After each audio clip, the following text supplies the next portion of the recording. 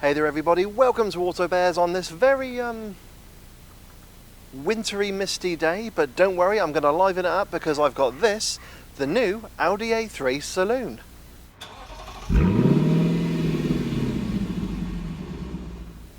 If you're after a medium to large family hatchback, the Volkswagen Group have you covered. If you want the sporty car, you go for the Seat Leon. If you're after practicality, the Skoda Octavia. The jack of all trades Volkswagen Golf, and then if you want the posh one, you go for the Audi A3. Now for 2020, all four cars have had a massive facelift on the exterior, huge revisions to the interior, and updates in technology, connectivity, and even engines. Yes, there's now a combination of petrols, diesels, and plug-in hybrids. Now, I've had this new version of the Audi A3 in saloon form for a week, and I'm going to let you know if it's still the posh one from the Volkswagen Group.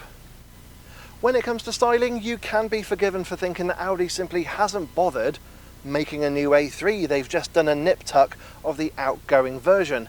But clearly, Audi's designers were on the attitude of, well, if the design isn't broke, then why fix it? And that's very true to form, because the previous generation Audi A3 was a very good looking car. It was very distinctive, particularly in saloon form. But just like the Leon, the Golf and the Octavia, it still retains the MQB chassis of its predecessor, but the changes are more than skin deep. Now, when it comes to the exterior changes compared to the predecessor, we can see the larger headlights, which are very distinctive, and on this particular car we have got the LED matrix lights, and they do a funky little dance every time you lock and unlock the car, which is pretty cool. On this S-Line trim we've also got a more aggressive grille.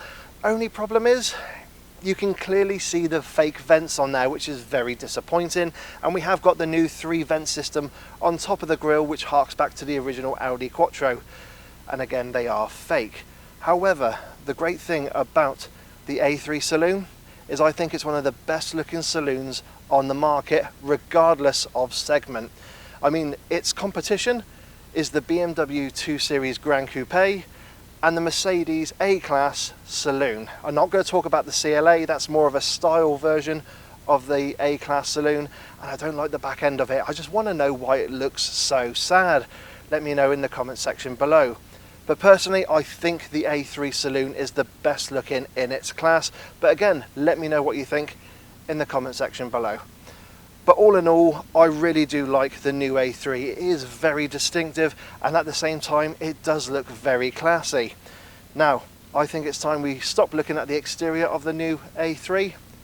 Let's have a little look on the inside. Sat in the front of the new A3, you are greeted by a very stylish and very comfortable interior. Apparently, some of the styling cues were influenced by the Lamborghini Urus, and that's a pretty stylish SUV. Now, getting in and out of the A3 Saloon can be a little bit tricky, especially if you suffer from any kind of mobility issues, because it does sit quite low. And I have on a couple of occasions had to duck my head under the door frame in order to get into the car. So just be aware of that. If you have got mobility issues, I would recommend something like the Audi Q2 or Q3. And if you want to watch my review of the Q3 Sportback, click up in the top right hand corner. But once you're sat in the driver's seat, you do find that the seats themselves are very comfortable. I love the one-piece sporty design, and there is plenty of adjustment. Now on this particular car, I have got the 4-way lumbar support, which is an optional extra, and I do recommend it. It just adds an extra dynamic of comfort to the seats. Also, the steering has both rake and reach adjustments, so getting the perfect driving position is actually really easy. When it comes to interior quality in the A3, I'm going to be honest, I'm quite disappointed in here. Now yes, we have got soft touch plastics on top of the dash and the instrument panel, and they should be on top of the doors as well. However, that feels pretty blooming hard. Something like a Volkswagen Golf will definitely have softer plastics on top of the doors. And then we have got a nice amount of piano black trim, so that does give an air of sophistication to the cabin, and we have got this metal effect here on the centre part of the dashboard. However, from there downwards it is all hard scratchy plastic, so something like a BMW 1 Series does feel like it's got a more premium feeling interior. Something I have noticed on the dashboard is this kind of fake stitching effect, which starts about an inch away from the air vent and finishes about an inch away from the edge of the dashboard. But it just doesn't look very pleasant. In fact, It kind of looks like the stitching job you see from someone who's done a bit of organ smuggling and they just quickly stitched up the patient. It's not aesthetically pleasing to look at and doesn't give that kind of quality feel that you expect from an Audi, which is quite disappointing. Cubby spaces in the A3 are pretty good. We've got some decent sized door bins. We can get a medium sized bottle of drink in there, but they're not lined with any fabric, so loose items will rattle around a bit. Then we have got an extra cubby space here underneath the light switches, which is really nice and handy, but again, it's not lined with any fabric, so I don't recommend chucking any loose change in there. Then ahead of the gear lever, we got a space for your mobile phone, and we got a USB and USB-C connectivity there. The only thing is, if I do put my mobile phone in with a cable attached, it doesn't sit flush in there, which is a real shame, because it has got this weird kind of, well, oblong design to it, which is a bit disappointing. And then just behind the gear lever, we have got a couple of cup holders, but usually I would complain that there's no cover on them, but what I love is there's actually a little ring that comes out, so you can actually create your 2 cup holders, or you can fold them away and have a bit of extra storage space. And I do like the fact it has got rubber lining at the base. Then there is a little space here which is perfect for fitting your key, and then underneath the armrest we've got a little bit of additional space. It's not as good compared to an Octavia or a Golf, but it is rubber lined and it will come in handy. And what I do like as well is with the armrest you can have it on the ratchet and it will slide forward, which is perfect for longer journeys. And then we have got the glove box, which is lockable, which is very handy, and it is of a decent size and it is lined with fabric, so loose items shouldn't really rattle around in there. But all in all, it just seems to be a little bit hit and miss when it comes to the cubby spaces. Now there are a couple of real nice touches here in the new A3's interior. The first one is physical controls for the dual zone climate control. I mean, that is a breath of fresh air in cars like this, particularly from the Volkswagen Group, where everything is operated via the touchscreen. So it's really refreshing to see these physical buttons. There is a slight downside though. Firstly, the actual buttons that change things like the temperature and the direction of the fans, they don't light up when you're driving at night. There is actually a blank bar there. And secondly, you press it downwards to lower the temperature, but it feels unnatural to kind of go underneath to lift it up to raise the temperature. But that's something I think you would get used to in the new A3 over time. And then the next thing is we've got this little touch sensitive pad here, and that's for the passenger to operate the volume, changing track or muting anything that's on the infotainment system or coming through the speakers. It is a quirky little thing and it kind of shows the direction of where Audi are going with some of their technology. We've then got the virtual cockpit and the infotainment system, which are over 10 inches in size, and I do love how clear they are and the graphics that are on display. It is very easy and intuitive to use when you're stationary, but can be a little bit distracting whilst on the move. If you're in something like the BMW 1 Series or the Mercedes A-Class, they are easier systems to use and navigate whilst you're driving, because you've got the touchpad in the Mercedes and the iDrive in the BMW. But to use the virtual cockpit, you just use the buttons on the left hand side of the steering wheel, so that is something. And it does give a reassuring click every time you go through the icons. I just wish there was a little bit of haptic feedback just to confirm everything via touch, but that's something we'll see at a later date. And then finally, the final thing I do love in this Audi A3. Now, the other cars that I've driven in the Volkswagen Group, the Golf, the Octavia and the Leon, have all been manuals.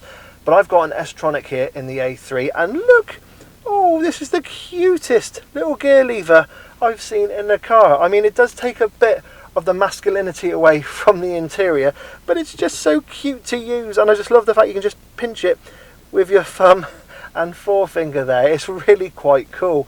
And yes, it is a drive-by-wire system, but you know what? It does actually mean that there's less clutter in the interior of the A3. But anyway, I think that's enough of looking at the front of the A3. Let's have a sit in the back. Sat in the back of the A3 Saloon, you are starting to feel quite claustrophobic back here. Now that driver's seat is set to my driving position. I'm 5'7" tall and 5'7" wide, and as you can see, I've got a good amount of knee room, but headroom is non-existent, so 6-footers will definitely not feel comfortable back here. It's ideally suited to shorter adults and kids. Speaking of kids, ISOFIX supports are on the outer seats and also on the front passenger seat. But what I love on this A3 is that the actual ISOFIX covers are on a pivot and you just pull them back to expose the ISOFIX support. So fitting a child seat is really easy here in the A3. So that's something I do like. Also, when it comes to cubby spaces, it's not too bad in here as well. We've got some okay sized door bins. We can get a small to medium sized bottle of drink in there. You've got the airplane style pockets on the backs of the front seats. And we've also got a pull down armrest with a couple of additional cup holders, which is handy. And then we've also got a couple of air vents here as well and a 12-volt socket. Bit disappointing that we haven't got a USB or USB-C charging input for kids back here with their mobile devices. But you know what? You can forgive Audi for it because it has got a 12-volt socket there at least. And then we have got the windows, which are of a decent size and they do open all the way down. But on the S-Line they are tinted, and that coupled with the dark headlining does make it quite dark and gloomy back here, and again adding to that claustrophobic feel. So it is ideally suited more for kids than for adults, and if you go for the A3 hatchback, that will definitely, thanks to that squarer design, be a lot more suitable for taller adults. But you know what, for somebody of my size, I'll be perfectly happy in here for a longer journey. But you know what, I think that's enough of talking about the back of the A3 Saloon. Let's check out that boot. Now, before I get the boot open on the A3 Saloon, I am going to confirm that the exhausts at the back of the car are fake. Come on Audi, we can do better than that. Anyway, getting the boot open on your A3 Saloon presents you with 425 litres of space, which is actually a pretty decent boot capacity, and sits right in between the Mercedes A-Class Saloon at 420 litres and BMW 2 Series Grand Coupe at 430 litres. There really is only 10 litres between the three cars. But once you got the boot open, as you can see, it's a nice square opening and you can easily get a couple of suitcases in the back of your A3 Saloon. However, getting larger items out of the boot can be a little bit tricky because there is a bit of a boot lip you have to navigate over, so that is something to keep in mind. But it's not devoid of features here in the A3. We got some substantial tethering hooks, and as you can see, it is holding the storage pack that we've got on this particular car, which means the netting is holding my dog's food in place, so she'll be very happy with me later. We've also got a 12-volt socket, and we have got a little extra cubby space, so you can put something like a first aid kit in there.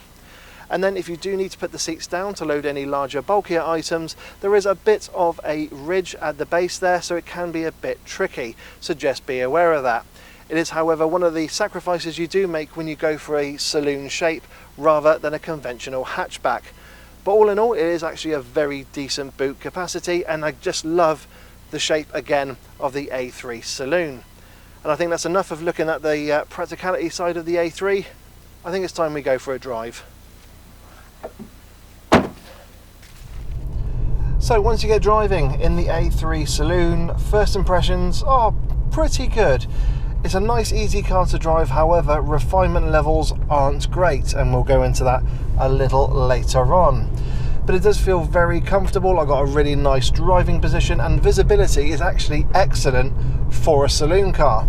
Now looking up front, we got some reasonably thick A-pillars, but they're around about the same thickness as everything else you get in this class. However, looking over your shoulder, you do find you've actually got quite a thin C-pillar, which means all-round visibility is really good and definitely handy because you haven't got blind spot monitoring on the S-Line as standard.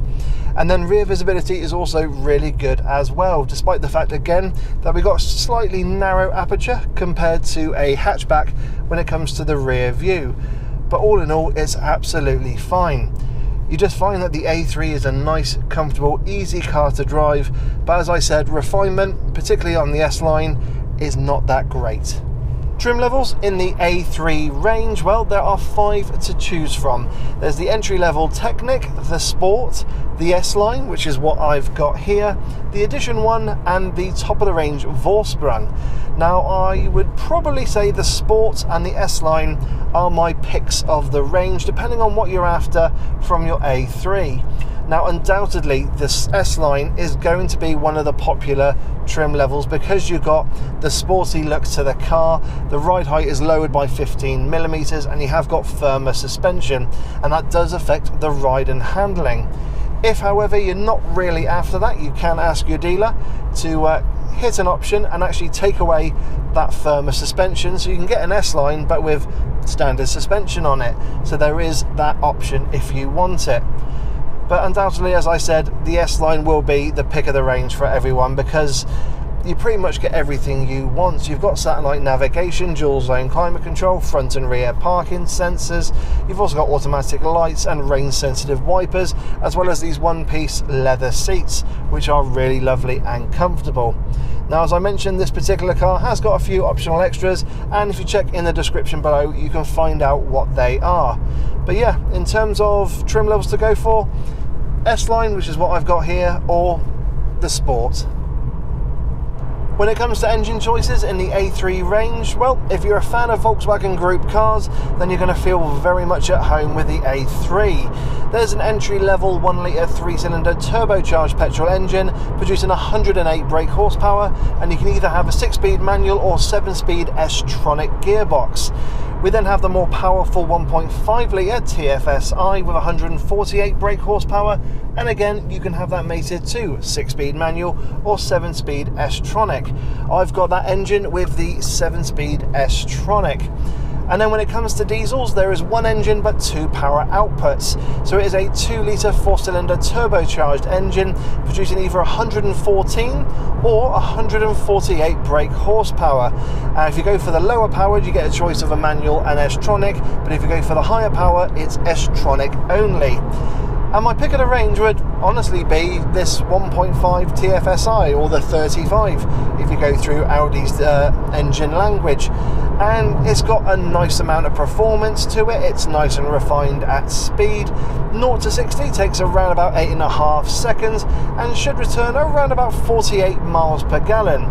Now, driving around town, I have got around about 29 to 35 mpg, depending on how heavy my right foot has been. But driving around on these A roads now, I am hitting 40 miles per gallon, but I've not really allowed the A3 to kind of get into its stride, so I can't really say if you can claim that 48 mpg, but knowing Volkswagen Group cars and their engines, that's more than likely possible and very achievable. I just need to do a long trip in the A3 in order to prove it. But it is kind of my pick of the range as well, because if you go for the diesels, and in a world where diesels are really becoming to get, you know, more and more frowned upon, is it really worth paying the extra for that and get not really a huge amount in terms of extra miles per gallon?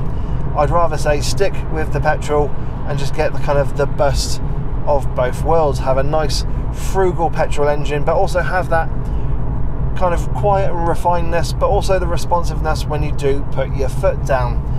And with the S-Tronic gearbox, it is absolutely fine. It's a dual clutch system, very familiar if you are with all Volkswagen Group products, and it handles just the same as any other Volkswagen Group car. So I mean, when you put your foot down from a standstill, there is a bit of hesitation, and it's really a gearbox which is after a nice, smooth, relaxing drive. I mean, if I put my foot down now, slight hesitation, I could just feel that gear change, but it's really absolutely fine. As I said, if you drive in a relaxed manner, you'll have no issues with it. And if you want to, you have got the flappy paddles on the back of the steering wheel if you want to have manual control. But yeah, in terms of an engine and gearbox, it's a lovely combination and you can't really go wrong. So what's the ride, refinement and handling like in the A3 Saloon? Well, ride-wise, it's absolutely fine. I mean, with the S-Line, yes, we've got the lowered ride height and sportier suspension, so it is a little less comfortable than other trim levels in the A3 range.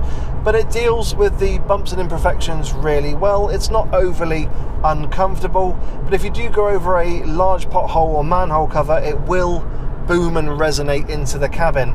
So if you are driving over a rough road surface, you might actually feel it a bit more than other cars in its segment.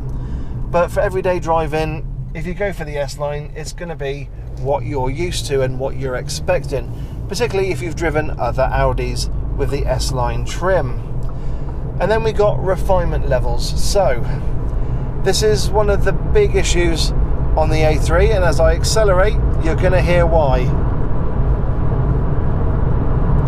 Tyre roar, and a lot of it is coming into the cabin, and it really does take away from the refinement levels of what the A3 could give you. And that's because with the S-Line we have got the larger alloy wheels. Couple that with the firmer suspension, it does mean you can have the not most relaxing ride on a longer journey. And with other cars like the Octavia, for example, you could drive a long journey in that car and come out the other end unscathed and feeling nice and relaxed. In this, you might feel just a little bit worse for wear as a result. I mean, I'm driving on a smooth bit of tarmac now and it's absolutely fine, but if I go onto this side,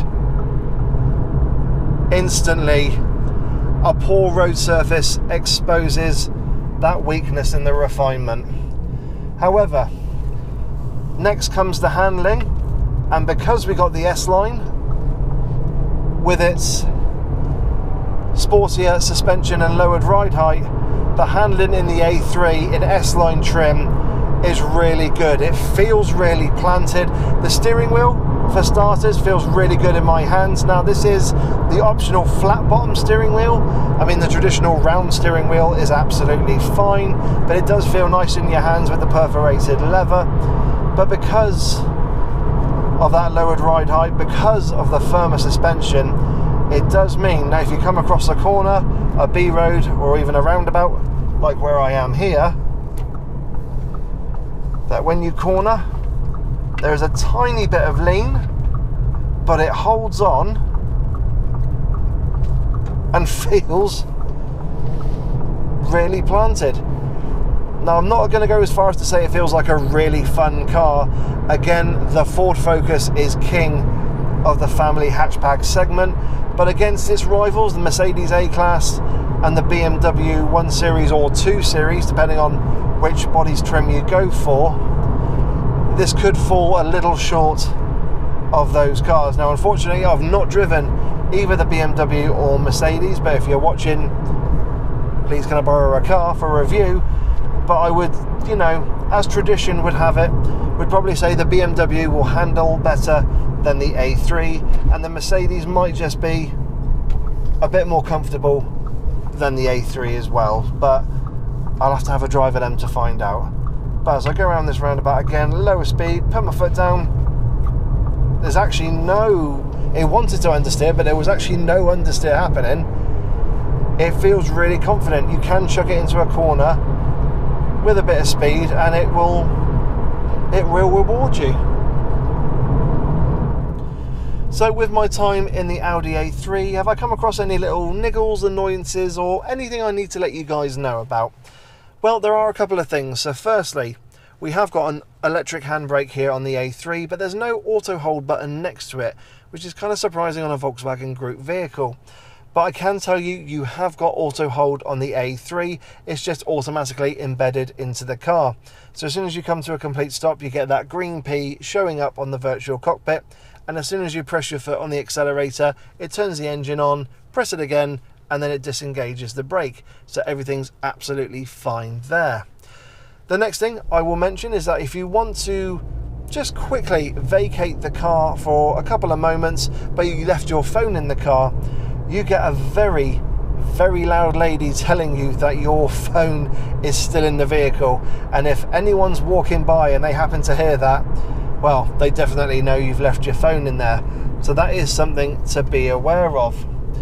And another thing I've noticed, and I don't know if it's kind of limited to this car, but I have seen it on another review, is that when you put the A3 into reverse, yes, we've got rear parking sensors, but you don't see the display come up on the infotainment system. And that's a bit odd because you don't see the radar where you go from green to amber to red the closer you get to an object. So that was a little bit disconcerting because there are those who want to kind of avoid what's behind them, but if you're just relying on the beeps, yes, the beeps will help you, but sometimes you just want that visual aid and for that little bit of extra peace of mind. And other than that, that's pretty much it. I mean, I've covered the other issues in the A3. I mean, the interior quality is, I think, below par for this car. I was expecting just a bit more in terms of plush and materials. The seats are really lovely. That's another thing I will mention, is that the under leg support, you can get an extendable squab, so those with longer legs, you're absolutely fine for longer journeys. But also just the refinement levels aren't up to the class best, particularly with the S-Line. I think if you went for another trim level, it might be okay, but on the S-Line, yeah, the firmer suspension, the lowered ride height and the bigger alloys just expose a few of the issues when it comes to refinement. So what are my thoughts on the new Audi A3 Saloon?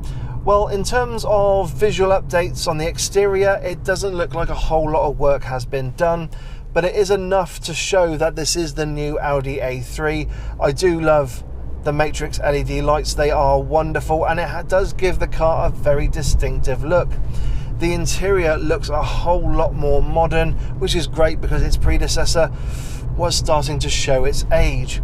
It's just a shame that some of the interior materials in here just aren't as good as the class best. BMW and Mercedes definitely take the crown there. In fact, I'd go as far as to say even the Skoda Octavia has a better quality interior than the A3, and that is really saying something. But when it comes to the drive and ride of the A3, I mean, if you want an A3, you're not even going to listen to what I'm saying. You're just going to go out and buy one. It drives really well. It does ride well, but of course, being the S-Line, you do get that exposure to the suspension and the lowered ride height. But then again, you are expecting that. But I can definitely see the A3 still being a hugely popular car in its class. And I love the fact, again, that they've still got the saloon version available. Of course, we've got the S3 and the RS3 on its way, but in terms of an update, it is very well received. But I don't think the A3 is the class best, especially against the Mercedes A-Class and the BMW 1 Series, which, however, are slightly flawed in their own way, because with the 1 Series looks, only a mother could love them. So yeah, the A3 is a lovely car, but I think more could have been done. So everyone, I hope you've enjoyed my review of the new Audi A3 Saloon. I do apologise if it's gotten quite dark in here. With it being winter time, the sun sets a bit earlier than usual. But of course, don't forget to like, don't forget to subscribe and hit that bell notifications icon to let you know when I, Dave the Auto Bear, bring out a new video. If you've got any questions about the Audi A3 and my time with it, please put them down in the comment section below. Or if you are a new A3 owner, please let me know your thoughts in the comment section as well. I'm also on Facebook, Instagram and Twitter, and I always advise you follow me on there as well for additional content, including live videos, still images of cars I review and also events I go to. But guys, I hope you've all enjoyed this video. I've really enjoyed the new A3, despite it having its flaws, but you know what? I'm very keen to drive its rivals as well. So everyone, I hope you have yourselves a wonderful day. I hope you maintain your social distancing, wear a mask, wash your hands and keep safe. And I will catch you all in the next video. Take care and bye-bye.